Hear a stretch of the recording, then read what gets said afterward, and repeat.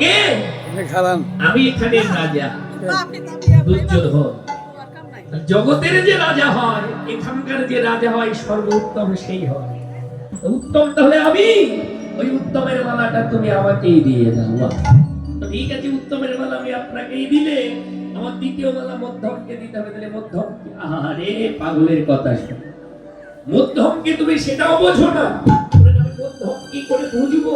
বলে দেখো, এই রাজ্যে আমার পরে ক্ষমতাধর আমার ভাই দুঃশাসন। দুর্যোধন বলছে আমার পরে যার ক্ষমতা সে হলো দুঃশাসন।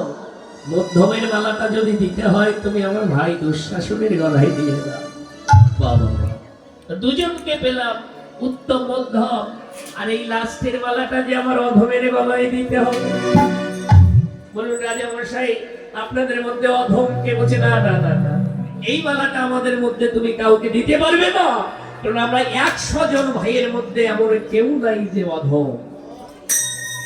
আমাদের মধ্যে কেউই অধম নয়, আমরা সবাই স্বয়ং সম্পন্ন। এই ওই অধমের মালাটা যদি দিতে হয়, দেখো দেখো পথে ঘাটে কত ভিখারি কত কাঙাল ছুটে বেড়াই, তুমি তাদের কারো গলায় মালাটা দিয়ে দাও। নারদ মুনির মনে প্রশ্নগুলো পছন্দ হলো না, স্থানগুলো ঠিক মনোপুত হলো না, মালাগুলো নিয়ে চলে গেল। কৃষ্ণ বলছে কি ব্যাপার নারদ, তুমি গেলে আর এলে? তো বলছে উত্তম মধ্যম অধম তিনজনকেই আমার পছন্দ হলো না, তাই মালাটা আমি কারো গলায় দিতে পারিনি। ও কাউকে দিতে পারবে না। তো বলছে এবার তুমি ওই মালা তিনটা নিয়ে যাও যুধিষ্ঠিরের কাছে, পাণ্ডব পক্ষের বড় ভাই। একই কথা বলবে, কৃষ্ণ পাঠিয়েছে এই মালা তিনটে তিনজনকে দিতে হবে, আপনি আমাকে বিচার করে বলে দিন মালা তিনটা কাদের গলায় দেব। মালা তিনটা নিয়ে এবার নারদ মুনি গেলেন ওই পাণ্ডব পক্ষের বড় ভাই যুধিষ্ঠিরের কাছে। এর নাম যুধিষ্ঠির কেন হয়েছিল জানেন মা? ধর্মে কর্মে মন স্থির, তাই তার নাম যুধিষ্ঠির। আর নারদ মুনি যখন গিয়ে বলেছি জয় হোক দুর্যোধন, ওই যুধিষ্ঠির মশারে জয় হোক, জয় হোক যুধিষ্ঠির মশারে জয় হোক, ছুটে এসেছি। কি মণিবর, আজ অধমের গৃহে আপনার মতো মনি ঋষির চরণ ধুলি পড়ল।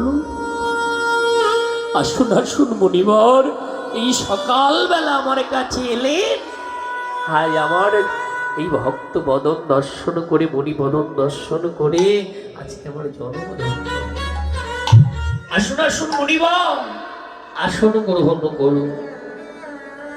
নারদ মুনিকে রতন আসনে বসালে। মণিবর বলুন, এই হতভাগার কাছে আগমনের হেতু কি? কৃষ্ণ পাঠিয়েছে। কি? কৃষ্ণ পাঠিয়েছে? আমার মতো হতভাগার কথাই আমার কৃষ্ণের মনে আছে। ওই মণিবর,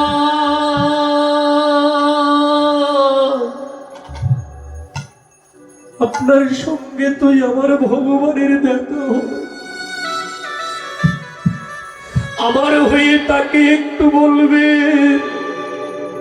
আমাকে কষ্টে রাখো, আমাকে দুঃখে রাখো, আমাকে শত যন্ত্রণার ভিতরে রাখো,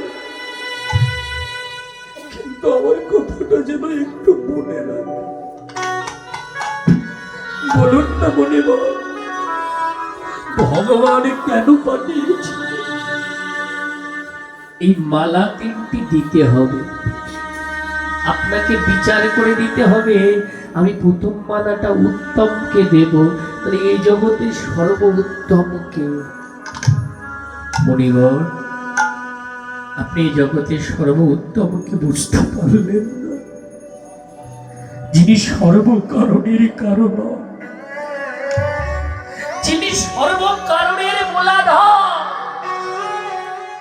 যিনি অনন্ত বিশ্ব ব্রহ্মাণ্ডের মালিক,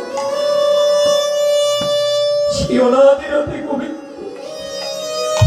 যিনি আপনাকে আমার কাছে পাঠিয়েছেন। মালা যদি দিতে হয় ওই সর্বোত্তমের মালাটা আপনি তাহলে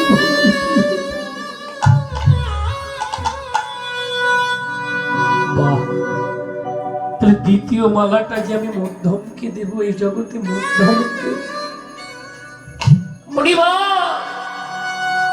এই জগতে মধ্যম সেই হয় যে জগতে মাধ্যম হয়।